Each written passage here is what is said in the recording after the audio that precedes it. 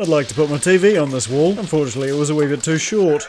So I'm going to make it a bit longer, and maybe add in one of those neat recess things while I'm at it. Do I know how to build one of those? Well, no. I teach IT for a living, but then that's never stopped me trying stupid shit in the past. I started out by trying to extend the framing, and the Minister of Interior made a rare appearance. I swear she's got a radar for when I'm making a mess. So after some thorough research on the University of YouTube, I realised the top and bottom plate would need to be thoroughly secured, which is where these Dynabolts come in. I asked for an inspection, but the foreman just gave me a stiff ignoring. So I went for a run and got recognised by my adoring fans. After providing them all with signatures, I got back to the task at hand and started working on the top plate. I even used a laser like a real boy. Now, if you ever have the pleasure of working on a 1970s home, you'll quickly come to the realisation that nothing is square. Fortunately, the Minister of Interior was there with a beer, although I think I was the show. Are you putting me on blast? No dear, I wouldn't dream of it.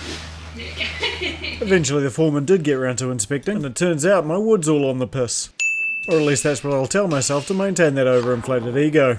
I built this wall using wood that's more wobbly than my past relationships, and much like them, it's often better just to swap out the wobbly bit. So with a straight piece of lumber, the results speak for themselves.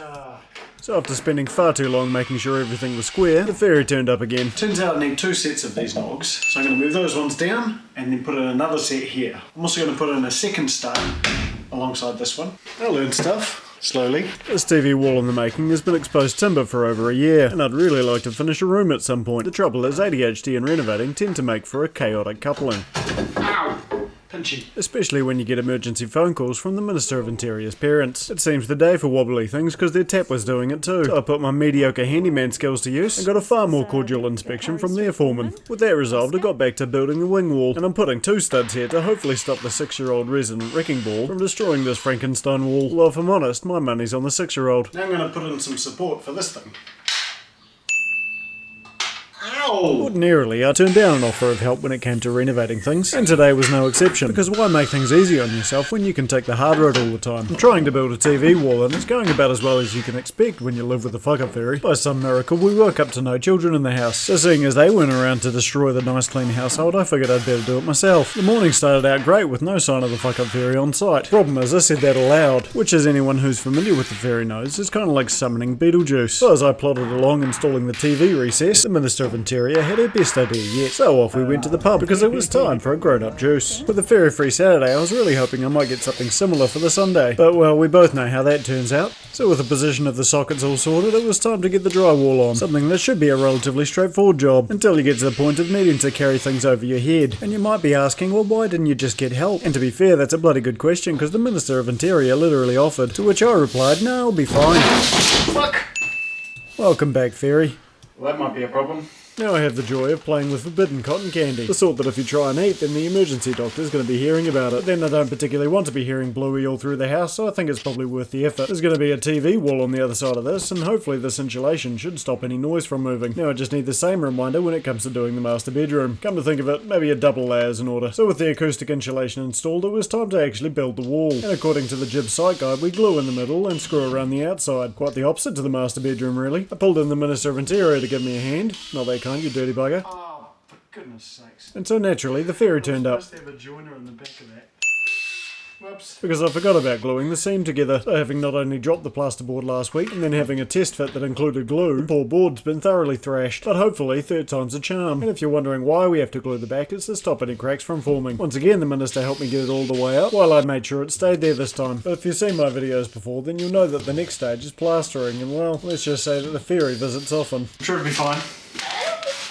It was in fact not fine, but more on that later. But now I've realised the only entertaining way to show plastering is not to. Sucks! Which coincidentally is also the only entertaining way to do plastering, because no matter how many times I try it, look like I did in the video. And so I think a 5-second montage is in order. Just know that behind those 5 seconds of footage was about 2 days work. And for those of you wondering, I fixed the broken up corner from last week with excessive amounts of plaster. The Minister of Interior came to my rescue, as usual. Thank you kindly.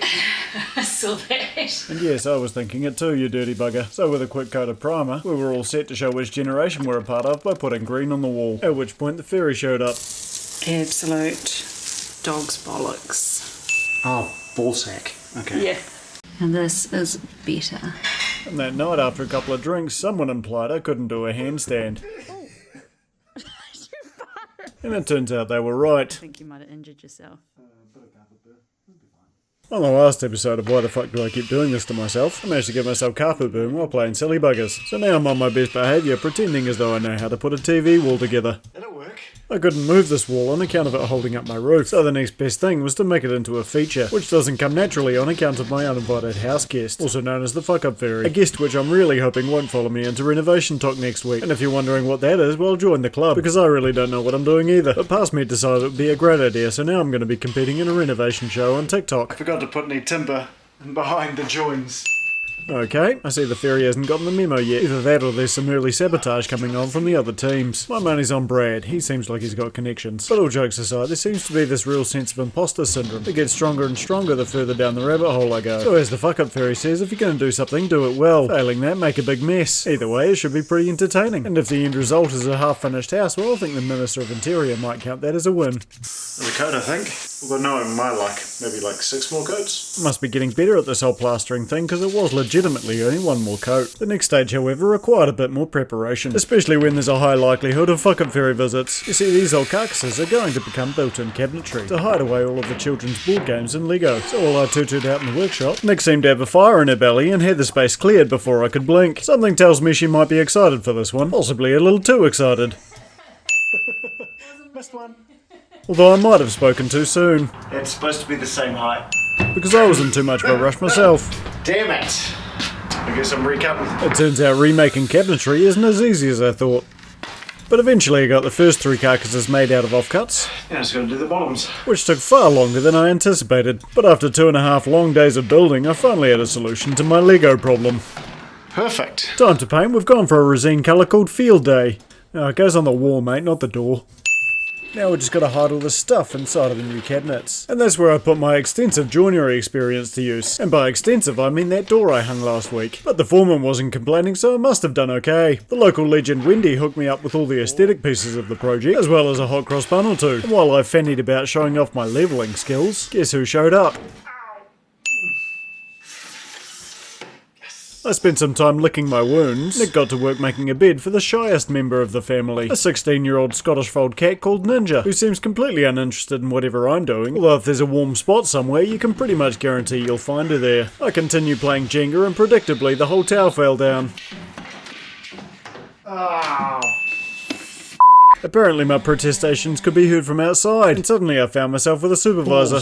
What did I just do? You were so right to just say by those hinges. Say it louder because the neighbours don't get to hear. I was what? You were If you think you heard something, no you didn't. stoked. It was all going so very well until the minister looked at my work. You installed it wrong, son, babe. You can't have that.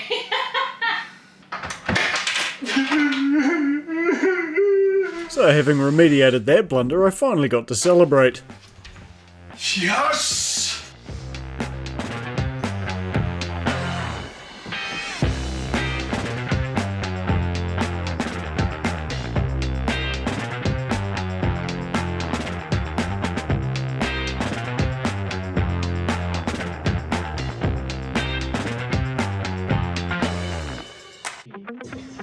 I did shoot first.